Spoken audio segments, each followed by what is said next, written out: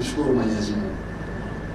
Tulimuomba sana kabla ya uchaguzi kwamba tujalie nchi yetu ibaki katika amani, nchi yetu iweze kudumu na amani hii tuliyokuwa nayo.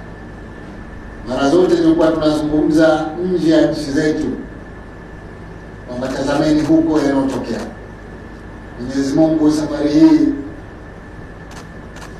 atuonyesha ametokea ndani ya nchi yetu kwa upande wa pili kwa bara, na sote ni mashahidi kwamba yaliyotokea kule kwa kiwango kikubwa yameathiri sana maisha ya watu, na si kule mpaka huku, sababu sisi ni wamoja, lakini tunategemeana kwa mambo mengi.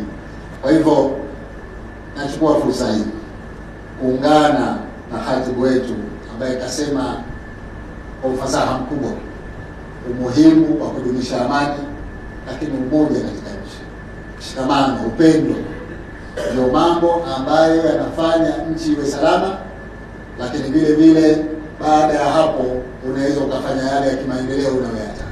Mwenyezi Mungu ametuneemesha sana katika nchi yetu hii.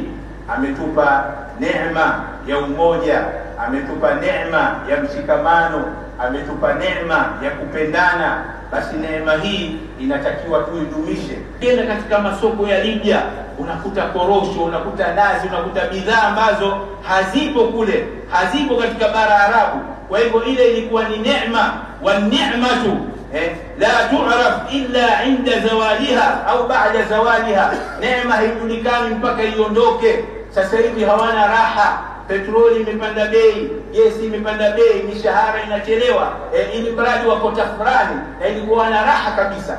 Lakini kwa sababu wale watu mwanzo walikuwa na umoja, walikuwa na amani, walikuwa katika raha, lakini walipogombana neema ile ikaondoka. Kwa hivyo na sisi tuwe makini sana, tuwe makini sana, maslahi ya jumla tuyaweke pamoja. Mtume SAW ingekuwa kama hawatakii watu kheri yake, hawatakii umati wake kheri, asingepigwa Taif.